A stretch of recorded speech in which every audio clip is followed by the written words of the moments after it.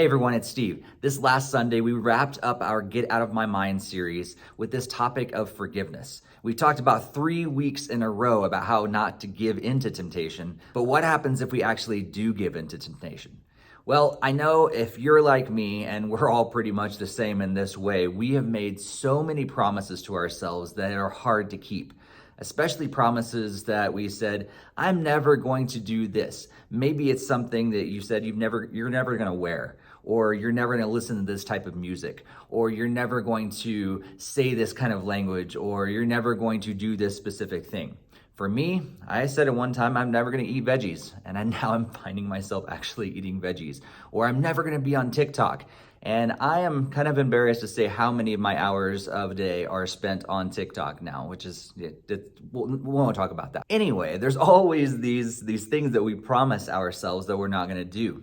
When I was in high school, there were several of us that would go to eat at lunch, and we'd look across and actually see a bunch of older students out there smoking and doing drugs. And we told ourselves that we were never going to do that. Now, while I was able to actually keep that promise, a lot of my friends at that time ended up being some of those people that were across the street doing drugs and smoking later on in life. So there's those silly things like veggies and TikTok, but there's also those little more serious things, those promises that we make to ourselves that I'm never going to give into this temptation.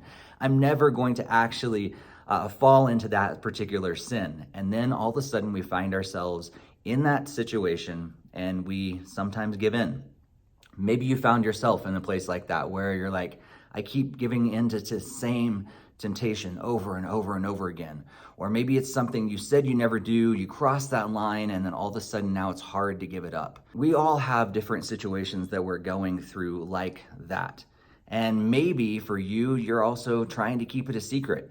And you're hoping that no one ever figures it out, that you're really actually struggling with this particular thing.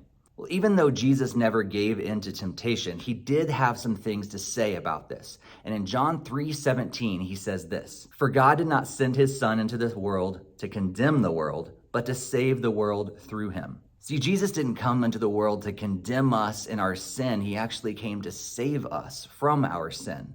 Jesus was the only one who could condemn us because he was the perfect one. And yet he looks at you and me and he says, hey, I want to forgive you.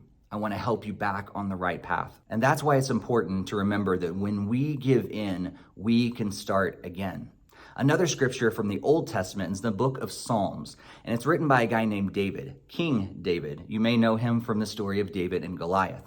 Well, later in his life, he made some really big mistakes and gave in to temptation. But after he was confronted about those sins, he repented. He turned back to God.